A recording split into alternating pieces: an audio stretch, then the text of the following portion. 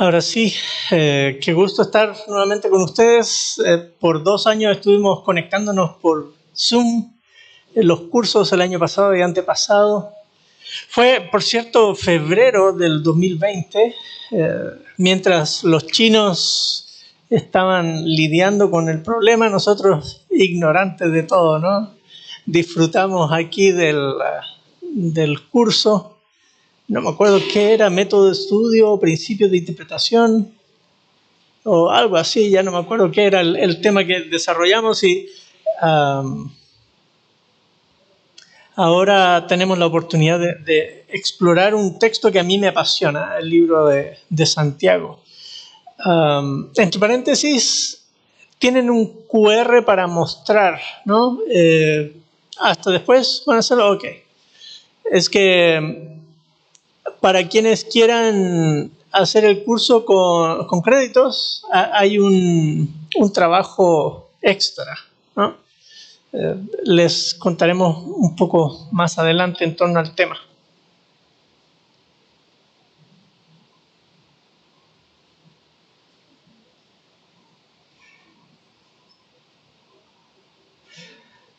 Santiago es, como les decía, es un libro apasionante y lo que quiero hacer en este primer bloque es presentarles asuntos introductorios al tema. Vamos a estar ahondando en detalles propios del texto en la segunda sesión de esta mañana y el resto de las conferencias. Déjenme hablarles un poquito del libro de Santiago ahora. El autor. ¿Quién es el autor de Santiago? Así empieza el libro, ¿no? Santiago, siervo de Dios y del Señor Jesucristo. ¿Quién es ese Santiago? Fíjense que si uno pone... ¿Se acuerdan que antiguamente uno usaba unos libros grandes, así que se llamaban concordancia?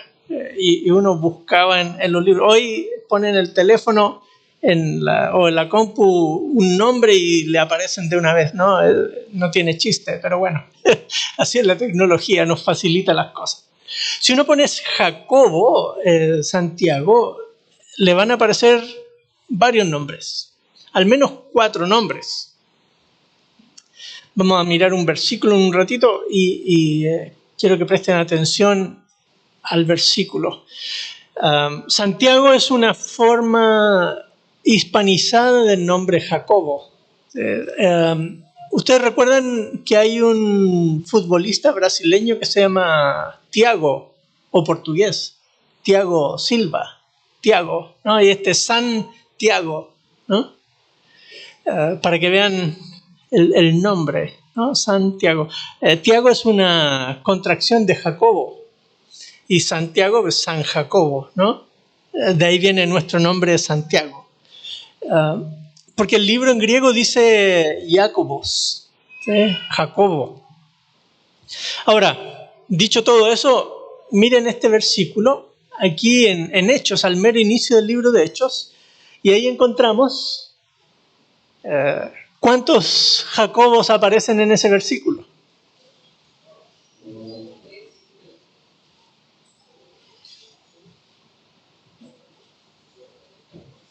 Dice, cuando hubieron entrado en la ciudad, subieron al aposento alto donde estaban hospedados Pedro, Juan y Jacobo, ahí hay uno,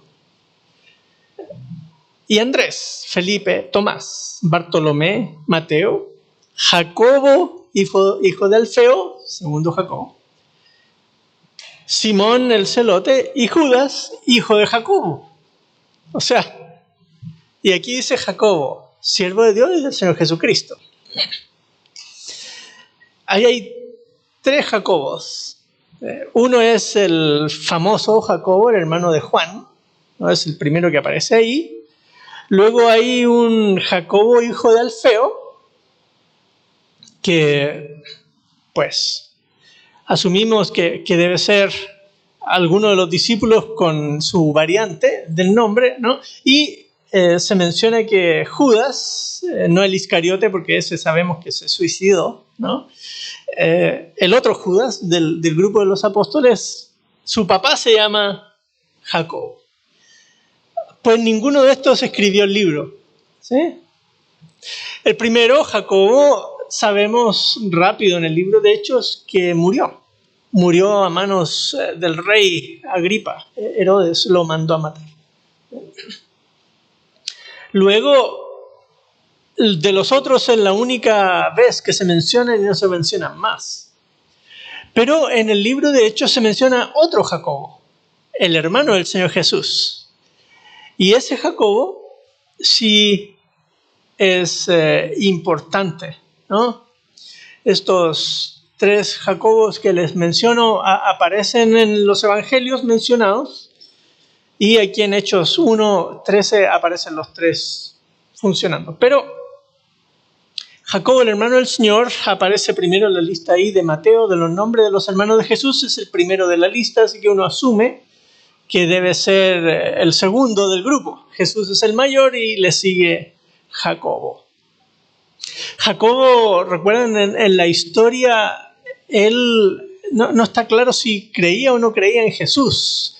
Le respetaba sus enseñanzas, sin duda, ¿no? Saber cuántas veces a lo largo de su vida habrá oído a su hermano hablar de cosas acerca del reino de Dios. ¿Sí? Y durante el tiempo del ministerio propiamente de Jesús, Juan en el Evangelio nos dice que sus hermanos le dicen, bueno, no vas a subir a Jerusalén y mostrarte a las personas. Y Jesús les dice, todavía no ha llegado mi hora y al rato igual está en la fiesta. ¿Sí? Así como nadie me controla, solo Dios el Padre controla mi agenda.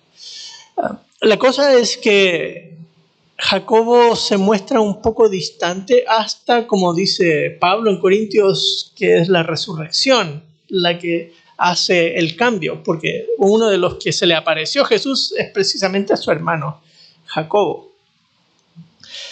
Lo cierto es que en el libro de Hechos se menciona aquí al inicio, el siguiente versículo dice que ellos y María y los hermanos de Jesús estaban ahí en el aposento alto también. Y más adelante en el libro, Jacobo, después que Pedro, recuerdan que a Pedro lo apresan, sale librado por un ángel y llega ahí a la casa, toca la puerta y sale Rode y lo deja ahí en la puerta sin abrir la puerta. ¿Te acuerdas de esa escena, no? Después dice que los discípulos mandaron a Pedro lejos para cuidarlo. Y el que se quedó a cargo de la iglesia fue Jacobo. Y a partir de ahí, de ese momento en adelante, el líder de la iglesia en Jerusalén es Jacobo, el hermano de Jesús. De manera tal que cuando se llega a Hechos 15, es él el que guía el concilio de creyentes en torno al tema de qué hacer con los gentiles. Y Jacobo escribe una carta y la envía a las iglesias, y Silas se me fue el otro nombre del otro profeta, van ambos llevando la carta a las distintas iglesias, llevando consolación. Es una carta cortita, pero relevante para nosotros, porque vamos a ver que hay varias palabras, varias frases, varios giros en esa cartita tan pequeña que se encuentran también en la carta de Santiago. Eso hace pensar, al menos, que es posible, al menos, pensar que alguien con características literarias similares podría haber escrito perfectamente ambos documentos. Santiago llegó a ser muy, muy importante en la ciudad, en Jerusalén, en la iglesia, es muy respetado. De hecho, se conoce como Santiago el Justo, ¿no? Santiago el Justo. Algunos le decían, he leído por ahí, rodillas de camello o algo por el estilo, porque oraba mucho en el templo. Y pasaba tanto en el templo que causaba un poco de problema e incomodidad al sumo sacerdote y a la estructura político-religiosa de Jerusalén. Por eso, por ahí, por el año 62, más o menos, cuando se produce el vacío de poder de los gobernantes romanos, hay un espacio ahí de como 8 o 10 meses que no hubo autoridad en política en Jerusalén, Entonces el sumo sacerdote Ananús aprovecha ese espacio y manda a empujar a Jacobo por las escalinatas del templo y muere. ¿Sí? Jacobo en el templo. Sí, era muy, muy respetado. Y tanto así que cuando llega la nueva autoridad, destituye al sumo sacerdote por esa razón. ¿Sí? Ese es el Jacobo que conocemos, el hermano del Señor Jesús.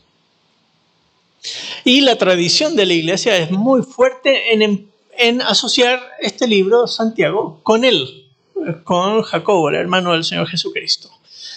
Y como les decía, hay características aquí en el libro que nos hacen pensar que es altamente probable que él sea. Ahora, dentro de los estudiosos del libro de Santiago hay gente que piensa que no, que es alguien que escribe en nombre de Santiago.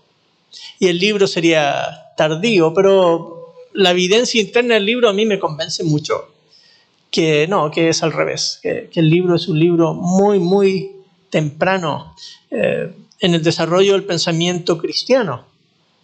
¿Qué tan temprano? Pues ahí está el debate. Si es Jacobo murió en el 62, así que tiene que ser antes del 62. ¿Qué tan temprano? Yo creo que debe haberse escrito incluso antes del Concilio de Jerusalén. Así que tiene que haberse escrito por ahí la segunda parte de la década del 40, 45 al 50, más o menos. Imagínense, estamos hablando de si el Señor Jesús ascendió a los cielos en el 33, por ahí. Significaría que estamos hablando de 10, 12 años después. En ese escenario, la mayoría de los creyentes son judíos.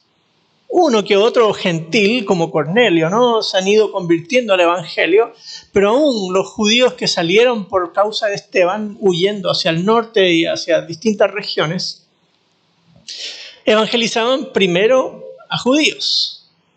Y es en Antioquía donde empiezan a evangelizar a personas no judías, y por eso es que se produce una revolución curiosa ahí, que después Santiago tiene que mandar algunos. ¿Recuerdan? En Gálatas se cuenta eso, que tiene que mandar algunos para ver qué está pasando en Antioquía.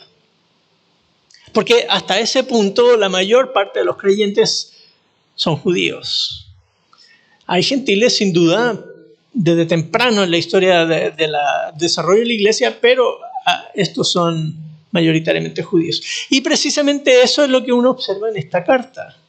Esta carta, si quieren abrir el libro conmigo, el libro de Santiago, van a notar detalles interesantes. Por ejemplo, en el capítulo 2, vamos a ver eso hoy en la tarde probablemente. En el capítulo 2 dice que cuando cuenta la historia, ¿no? Esta historia hipotética real, porque los confronta en eso, les cuenta que están reunidos ellos y entra una persona muy vestida con un gran anillo y un pobre mal vestido, ¿no? Ahora, ellos entran, dice, en vuestra congregación, dice esta versión mía de las Escrituras, en griego dice en vuestra sinagoga, ¿sí? Sinagoga. ¿Dónde se juntaban los judíos al principio?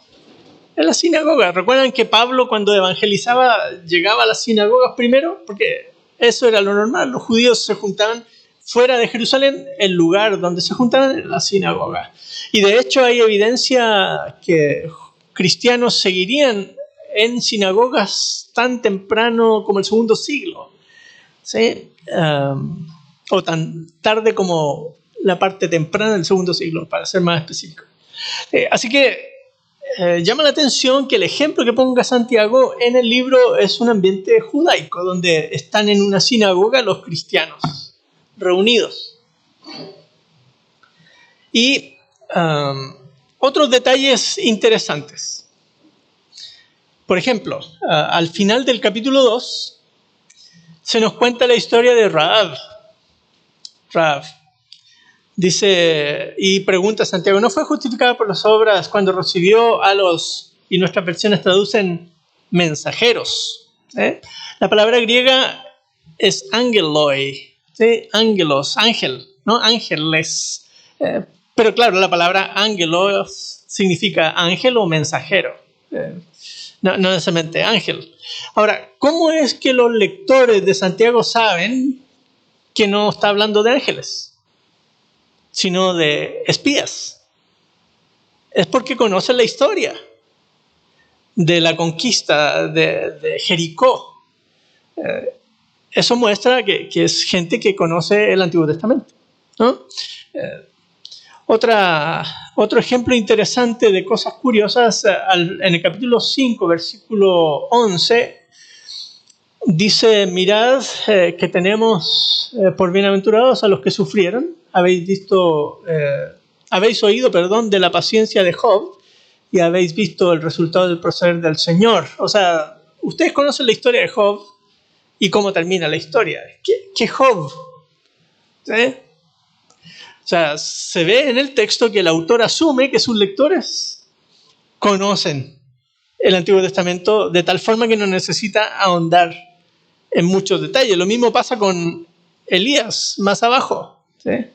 Elías fue igual que nosotros y oró y no llovió, y oró y volvió a llover, ¿sí? ¿Y quién es Elías? Bueno, de nuevo, ¿no? Así que esas características en el libro nos hacen pensar que el autor es alguien que conoce las escrituras del Antiguo Testamento, que está escribiendo a una audiencia mayoritariamente judía, ¿sí? Y así empieza la carta, ¿no? A las 12 tribus que están en la dispersión. Eso de las 12 tribus que están en la dispersión es una frase cliché. Hace alusión a la esperanza de restauración del pueblo de Israel, que Dios traería a su pueblo del cautiverio a Sión. Vamos a ver un poco de eso a lo largo de la exposición.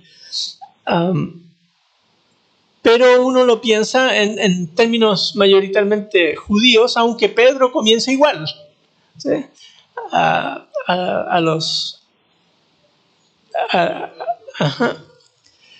Usa palabras muy parecidas, ¿no?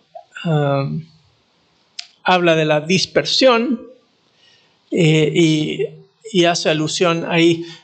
En el caso de Pedro parece más bien estar dirigiéndose a cristianos, mayoritariamente gentiles en ese punto, por la región a donde escribe, y Santiago está escribiendo a un grupo principalmente judío, cristianos judíos.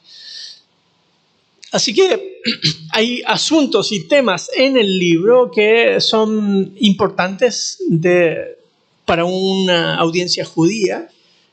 Por ejemplo, algunos dicen, como Martín Lutero, no, este libro no debiera estar en el canon, decía Martín Lutero, porque no tiene mucho de Cristo. Bueno, sí tiene versículo 1 del capítulo 1 y versículo 1 del capítulo 2. Pero lo que tiene es tan profundo que es suficiente, ¿sí? Pero sí tiene preocupaciones propiamente judías, que tienen que ver con la vida cotidiana, con las cosas que uno hace cada día. Así que su audiencia, diríamos que es una audiencia mayoritariamente judía y temprano en la historia de la iglesia. Eso vale la pena recordarlo, porque vamos a ir viendo en el libro, si son mayoritariamente judíos, los temas propiamente gentiles no aparecen en la conversación.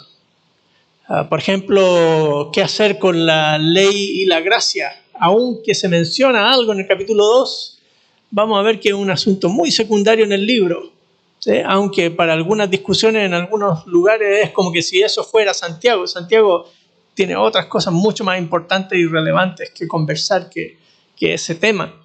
Pero en el mundo gentil, claro, es un tema súper importante, ¿no? De hecho, ameritó toda la conversación en Hechos 15, a qué hacer con los gentiles y la ley. Aquí no, la ley es la ley de Dios, es la ley del reino, es la ley que da vida, ¿sí? Es otra cosa. La ley se mira con otros ojos porque está hablándose principalmente a cristianos judíos. Se da por sentado muchos de estos asuntos y eso se deja ver en el libro. Que sea temprano en la historia de la iglesia también tiene implicaciones en torno a qué hacer con las dinámicas con el pueblo de Israel, ¿no? El templo todavía existe, hay muchas cosas en torno a eso al pensar en un libro temprano. Por eso les decía que yo pienso que debe ser más o menos por ahí, por el año 50, quizá un poquito antes, pero por ahí. ¿Sí? El otro hermano del Señor Jesús, Judas, se presenta a sí mismo como Judas, hermano de Jacobo, ¿no? Y usa el referente de su hermano.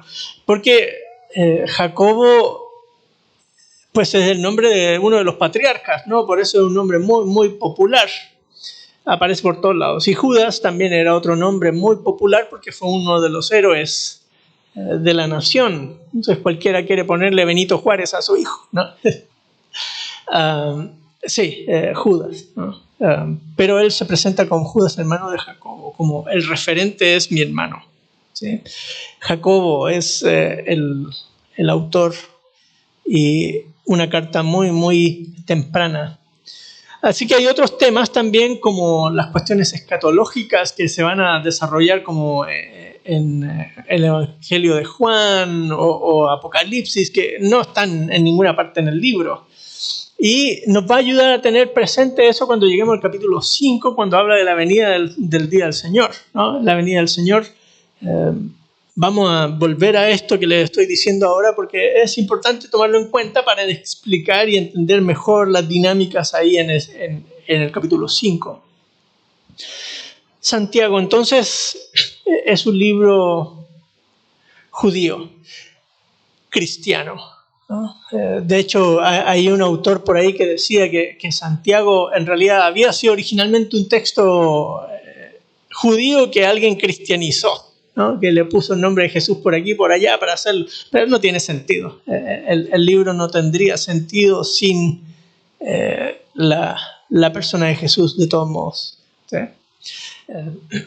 Pero sí nos habla también de la vida cotidiana, que es parte del tema quizá que está reflejado en el título aquí, Instrucciones para la vida, ¿no? Santiago lo que quiere hacer es orientar a todos estos creyentes. ¿Dónde viven? Pues quién sabe.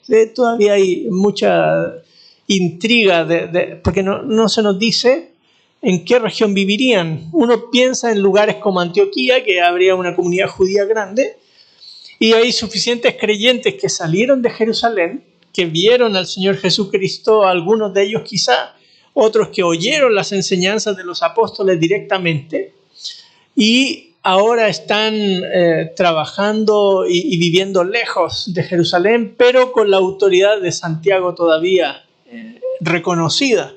De tal manera que Santiago puede escribirles y darles. Miren, Santiago tiene más imperativos por metro cuadrado que cualquier otro libro del Nuevo Testamento. Son muchos mandatos. Y uno dice, pero si alguien que escribe desde otro lado, a menos que la gente tenga un vínculo afectivo con esa persona, no tendrían por qué hacerle caso, ¿no? Por más que grite y patalee, ¿no?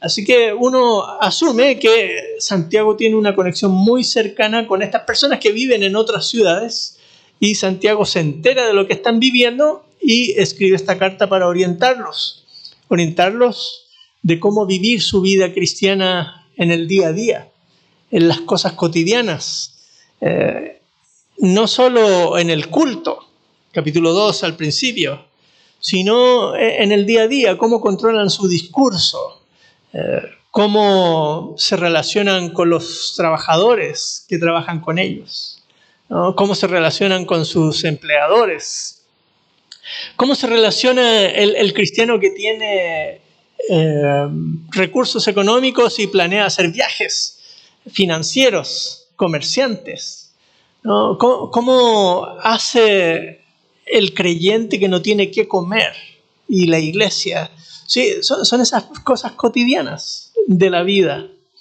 las que Santiago aborda desde esta óptica de la sabiduría.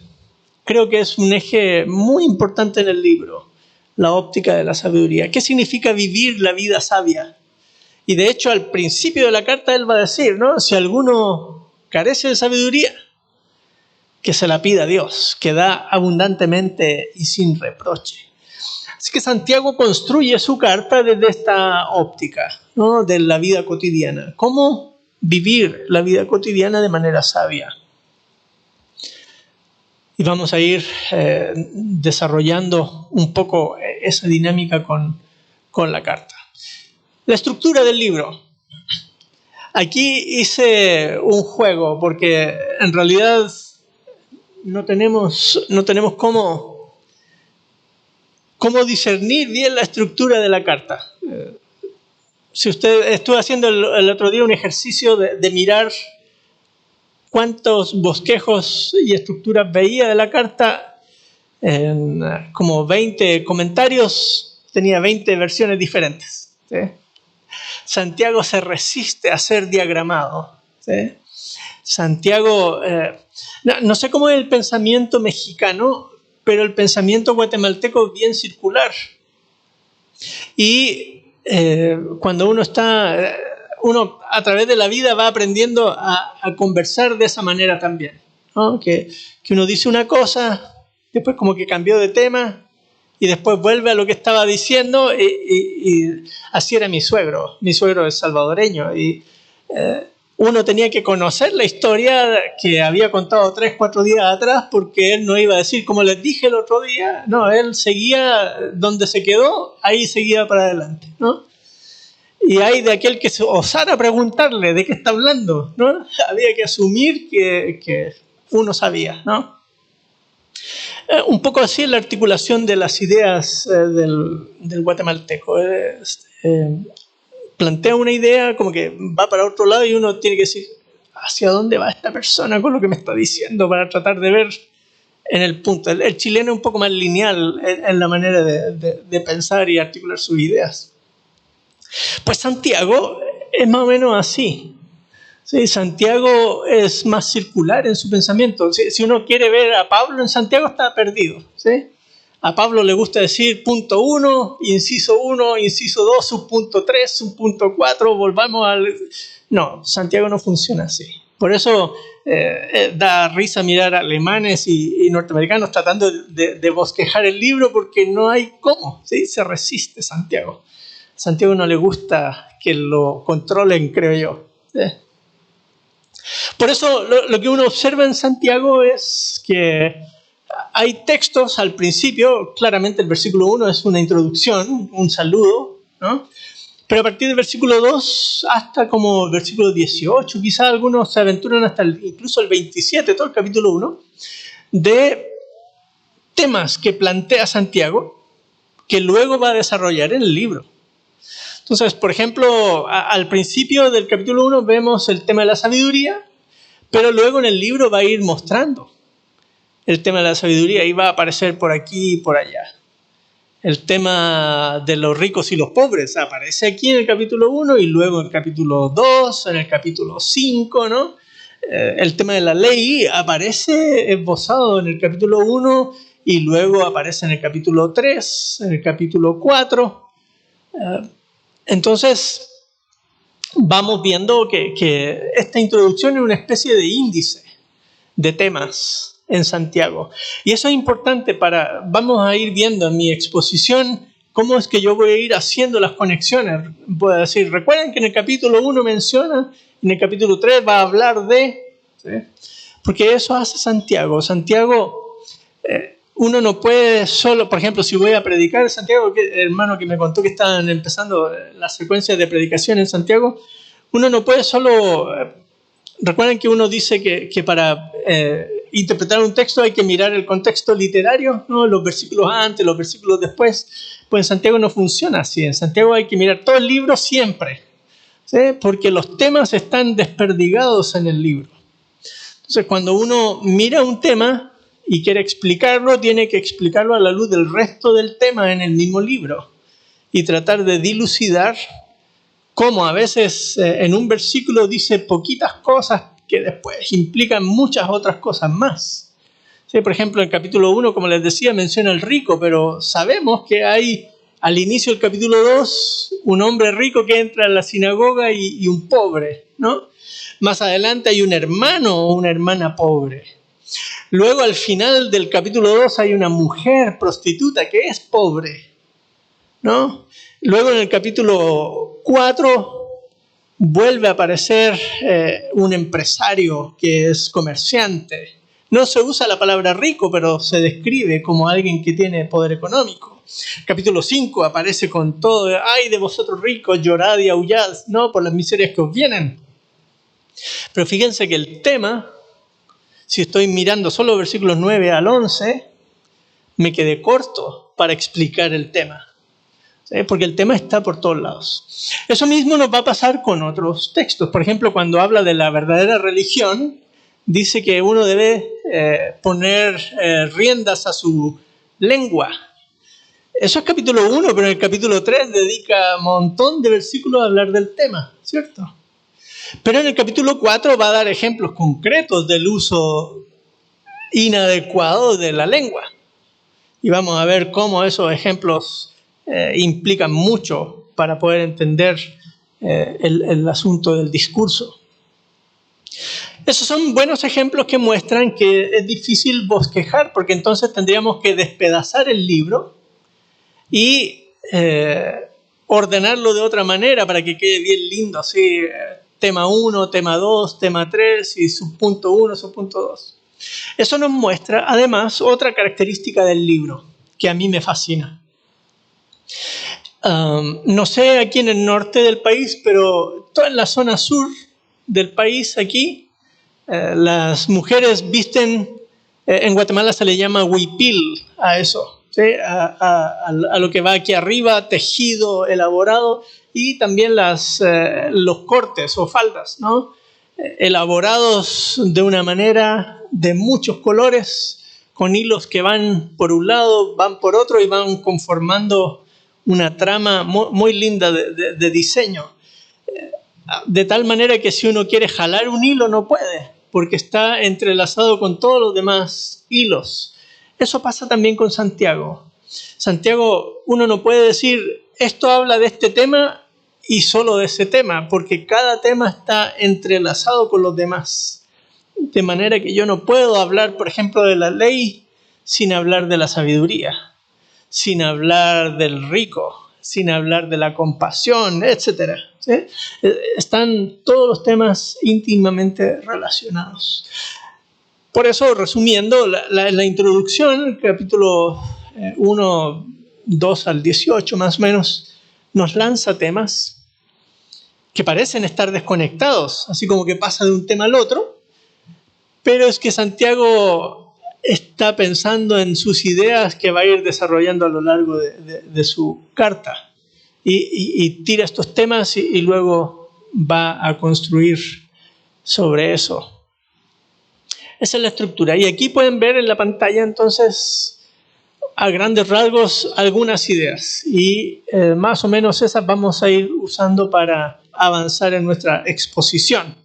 Pero como les digo, es solo un intento burdo de poner en un PowerPoint el libro, ¿sí? Porque es muy difícil de bosquejar. Aquí pueden ver que el tema mayor después de la introducción va del 1.19 al 4.12. Luego una sección corta de los hay de vosotros en 4.13 y al 5.6 que habla de los ricos en particular, aunque como les mencioné ya viene hablando del tema desde el mero inicio del libro, y el cierre de palabras finales. Hoy veremos parte del capítulo 1 y capítulo 2 y mañana veremos el resto y en la última sesión haré un esfuerzo de condensar los temas teológicos más relevantes del libro. Básicamente esa es la estructura que que llevaremos en el libro. Sé que hay una sección de preguntas y respuestas luego, pero si ustedes van teniendo preguntas, anótenlas ahí, porque no sé cómo es la dinámica, si mandan a un WhatsApp o algo las preguntas y luego me las hacen llegar, para que sea dialógico este asunto y no sea simplemente así como secuencial nada más y se les olvida qué iban a preguntar. Y cuando dice es tiempo de preguntas, no tienen ninguna porque se les olvidaron las preguntas que habían ido surgiendo. Bueno, quiero mostrarles otro detalle curioso e interesante del libro. Ya algo les mencioné de la relación que tiene Santiago con el Antiguo Testamento, ¿no? Les mencioné algunas historias. ¿Ustedes recuerdan en Santiago quizá la historia más recordada en Santiago cuando uno piensa en Santiago? Es Abraham, en capítulo 2. Abraham que sacrifica a su hijo y Dios lo llama, fue justificado por fe y llamado amigo de Dios, ¿no? Le fue contado por justicia y fue llamado amigo de Dios. Abraham. Ya mencioné a Rahab. Ahí está, Rahab. Se mencionan solo 3 citas textuales del Antiguo Testamento en el libro. Quizá la primera es en el capítulo 2, versículo 8, amarás a tu prójimo como a ti mismo. Levítico, ¿no? Ahí está la cita. Amarás a tu prójimo como a ti mismo. La siguiente cita explícita es en el versículo 23, que acabo de mencionar, y Abraham creyó a Dios y le fue contado por justicia. Eso viene de Génesis, ¿no? Y la otra aparece en el capítulo 4, versículo 6. Dios resiste a los soberbios, pero da gracia a los humildes, que viene de Proverbios. Son las tres citas. Esas 3 citas son fáciles de identificar, ¿no? Uno puede distinguirlas. Pero cuando uno piensa en Santiago, usualmente dice, no, es que Santiago es como el profeta del Nuevo Testamento. Porque el lenguaje, sobre todo en el capítulo 5, nos hace recordar a los profetas menores. Es como el Amós del Nuevo Testamento, una cosa así, ¿no? Así que algo del lenguaje de Santiago nos hace conectar fuertemente con el Antiguo Testamento. Y eso es porque la mayor parte de Santiago no cita directamente el Antiguo Testamento. Lo que hace es aludir al Antiguo Testamento. Eso quiere decir que Santiago evoca con las frases palabras que uno puede conectar hacia el Antiguo Testamento. Un ejemplo de eso lo vamos a ver más adelante, es en capítulo 1, versículo 10 y 11, cuando habla del rico. Dice que el rico perecerá como la hierba, ¿no? Dice, pasará como la flor de la hierba, porque el sol sale con calor abrasador y seca la hierba y su flor se cae y la hermosura de su apariencia perece. Así se marchitará el rico en medio de sus empresas. Vamos a ver que eso es casi literal de Isaías 40. Pedro cita el mismo texto, solo que Pedro lo termina mal: la palabra de Dios permanece para siempre, y esta es la palabra que habéis oído, el evangelio de vuestra salvación. Santiago está evocando el texto, no lo está citando literalmente, sino diciendo las frases suficientes como para que sus lectores conecten con el Antiguo Testamento. Lo mismo pasa con más adelante ahí en el capítulo, cuando dice que Dios puso en nuestros corazones implantada la palabra, ¿no? Él está evocando Jeremías 31 y vamos a ir viendo el nuevo pacto y su presencia en el libro. También va a mencionar a los profetas en capítulo 5, y uno tiene que ir sacando cuenta de qué profetas podrían ser: Isaías, Jeremías, ¿no? profetas, pero no dice exactamente cuáles. Y en el capítulo 4, además, nos lanza un enigma que sigue siendo hasta el día de hoy un enigma, ¿no? Y dice, ¿o no sabéis que la Escritura claramente dice, y vamos a llegar a ese texto porque es muy difícil de traducir, muy difícil de traducir. Y además es difícil de traducir porque no tenemos idea qué texto es el que tiene en mente Santiago. Además, ¿sí? Pero algo del Antiguo Testamento debe tener eso. Entonces vamos a hablar un poco de ese texto. Pero otra cosa interesantísima del libro, y vayan conmigo al capítulo 5, versículo 12. Capítulo 5, versículo 12.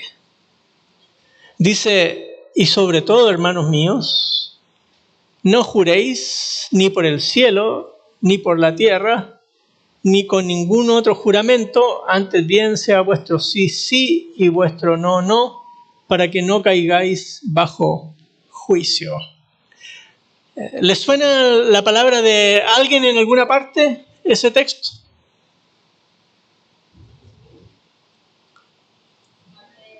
Mateo 5. ¿Qué es Mateo 5? Es el sermón del monte, ¿no? Mateo 5.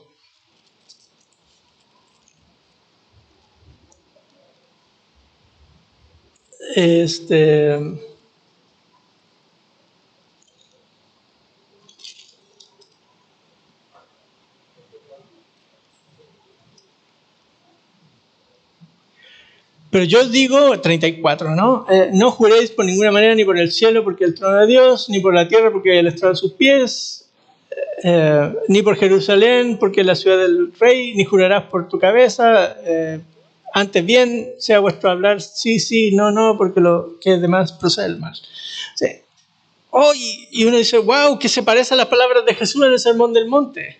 Claro, el Sermón del Monte, Mateo, si entendemos bien, Mateo debe haber escrito el Evangelio por el año 80, por ahí, ¿no? 70, 80, o sea, si decimos que Santiago escribió el 40 y algo, son como 30 años antes que el Evangelio se escribiera, así que no puede decir uno que Santiago está citando Mateo.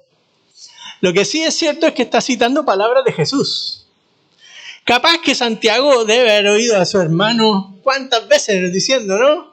No juréis, ¿sí? Pero también la audiencia de Santiago conoce estas palabras y puede conectar. No es Santiago mandándonos, es recordándonos que Jesús nos dijo eso. ¿Sí? Otro de esos textos muy, muy así es en el capítulo 2, versículo 5. Dice, hermanos míos, amados, escuchad, ¿no escogió Dios a los pobres de este mundo para ser ricos en fe y herederos del reino que Él prometió a los que le aman? Como dice Lucas 6, bienaventurados los pobres, porque ellos heredarán el reino. ¿Sí?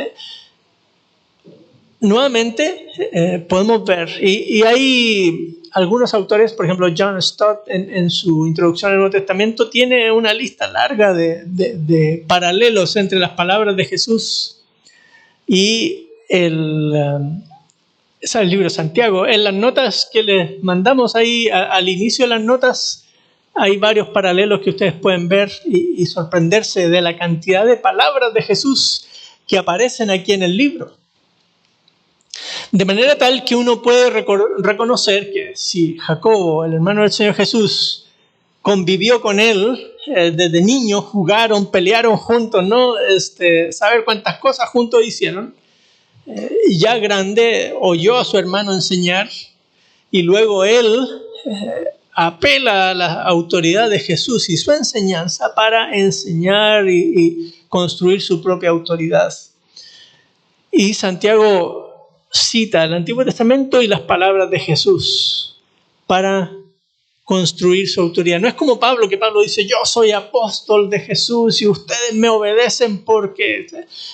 No, Santiago dice, miren, el Antiguo Testamento dice, Jesús dice, ahí ustedes por favor hagan caso. ¿Sí? Es otra manera de construir autoridad. ¿Sí? Santiago apela al Antiguo Testamento y a las palabras de Jesús para construir su discurso. Él elabora la ética desde la autoridad de Jesús y del Antiguo Testamento. Bueno, ahí una pincelada entonces del libro de Santiago. Vamos a ir después del receso, ahora viene el coffee break, vamos a ir entrando en detalle en el libro y reflexionando desde las Escrituras que el Señor tiene para nosotros también. Bueno, hacemos la pausa aquí. Bueno, no sé si alguien quisiera hacer alguna pregunta y aprovechemos estos 10 minutos o 9 minutos ahora. Si alguien tiene alguna pregunta en torno a estos asuntos introductorios. Sí.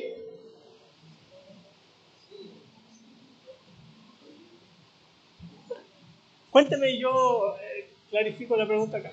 Que sea breve para poder responder, sí. Acerca de los destinatarios, a las 12 tribus cristianas, estaremos aquí algunos integrantes de esas 12 tribus. Ok, hermano, pregunta, como dice, a las 12 tribus que están en la dispersión, si habremos aquí algunos integrantes de esas tribus. Bueno, es una buena pregunta que tiene que ver con algunas teorías de las tribus perdidas de Israel y cosas por el estilo, ¿no? Por ahí va la conexión. Bueno, si estamos hablando de Israel, Antiguo Testamento, pueblo disperso, ¿no? Santiago tiene en mente judíos concretos de una iglesia o 2, 3 iglesias, no sé, que viven en una región muy particular. A ellos les está escribiendo y les llama de esa manera. ¿Sí? En la época en que Santiago escribió, había judíos por toda la ribera del Mediterráneo. Por toda la ribera del Mediterráneo. Había comunidades judías en el norte de África, en el sur de Europa y en el Oriente Antiguo Medio. ¿A cuáles de esas escribió? Pues, ¿sí? Probablemente alguna relativamente cerca, quizá Antioquía o algo así, y a ese grupo en particular le llama de esa manera. ¿Incluye a todos los demás? No, los incluye a los destinatarios. Los destinatarios eran esas personas. Es como que si yo escribiese una carta a ustedes y les dijera, queridos mexicanos, bueno, serán los que están aquí, le estoy llamando mexicanos. Los demás son todos también mexicanos, pero no me quiero referir a ellos, sino a ustedes que están aquí. ¿Sí? Eso pensando nada más en el primer siglo. Ahora, traerlo al siglo XXI es otra cosa, ¿no? Sí. En particular, las comunidades judías, sobre todo en España, vivieron por mucho tiempo hasta que fueron expulsados, ¿no? Así que mezcla con judíos hay por todos lados. Hablar de que eso significa 12 tribus, pues es especular demasiado, ¿no? Los mormones dicen que vinieron a Estados Unidos, ¿no? Un grupo y parte de la historia ahí se remonta un poco como el siglo XVII de Inglaterra, que empiezan estas historias de las tribus perdidas, pero en realidad evidencia genética de las tribus han estado siempre, aún desde cuando retornan del exilio había judíos de todas las tribus en el retorno a Palestina ya en el siglo VI a.C., así que perdidas no están. ¿Sí? Nunca han estado. ¿Sí? Nunca se ha restituido como nación así como lo fue en la época salomónica, pero eso no quiere decir que están perdidas, ¿no? Es una reconstrucción artificial, creo yo.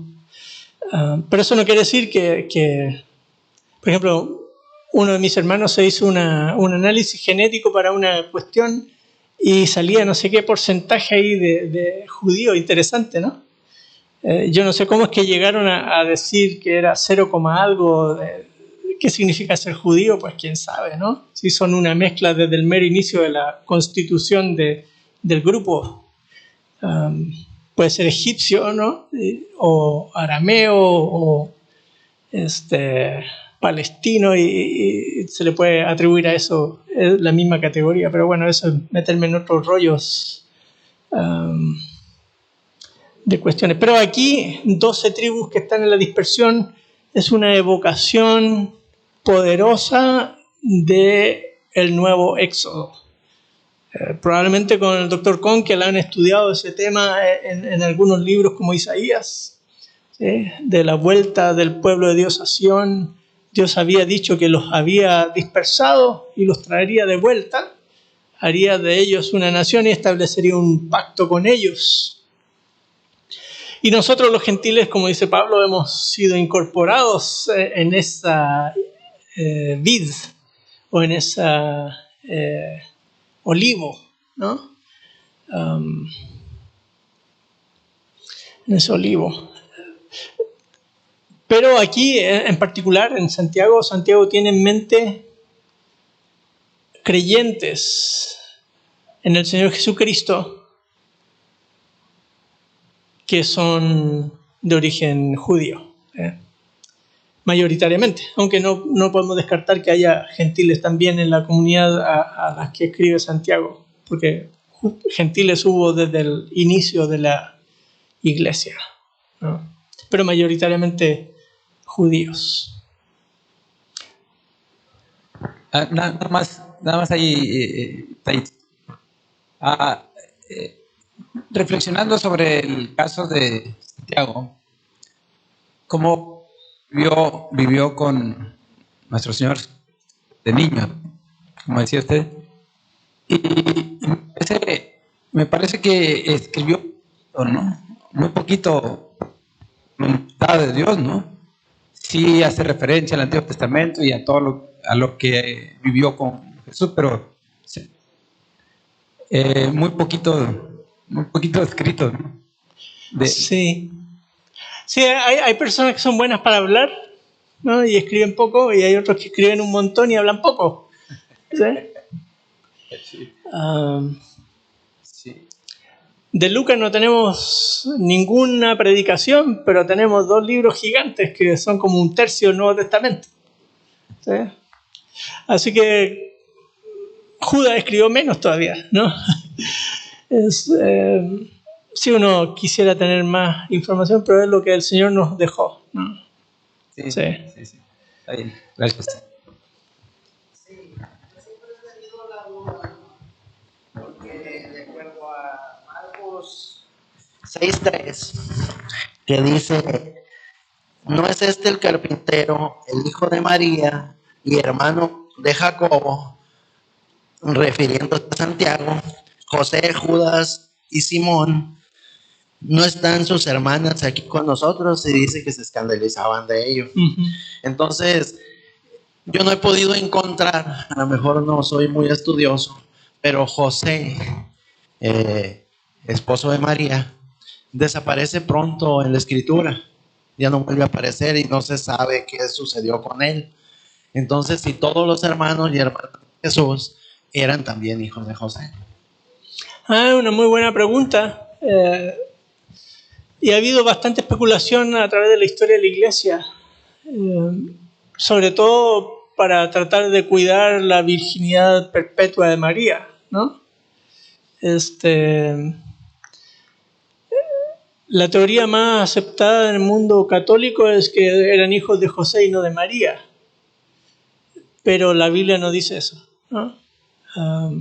Lo más natural de entender es que son hijos de José y María. Ahora, ¿qué pasó con José? Tampoco sabemos. Lo que se dice es que José probablemente habría muerto temprano en el ministerio de Jesús, de manera que cuando aparece esa cita en los evangelios ya José no está. Y por eso también Jesús le encarga a Juan el cuidado de su madre, ¿sí? en el evangelio. Así que por ahí es lo que más podemos afirmar. Más allá de eso no tenemos.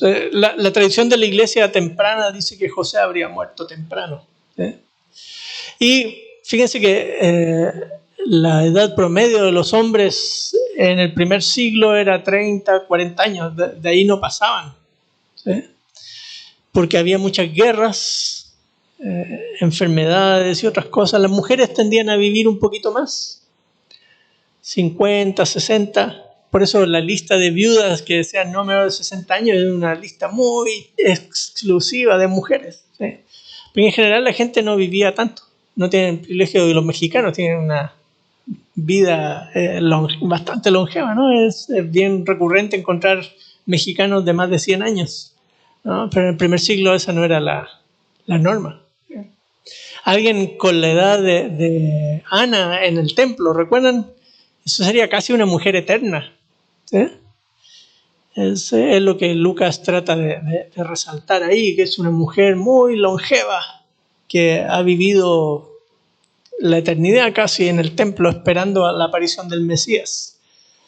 Pero lo habitual de las personas no era eso. Así que él muriera joven tampoco no es extraño. ¿Sí? Sí. Bueno, hoy sí ya se cumplió el tiempo. 10:11, hagamos el break para que no nos desfasemos en el resto del tiempo.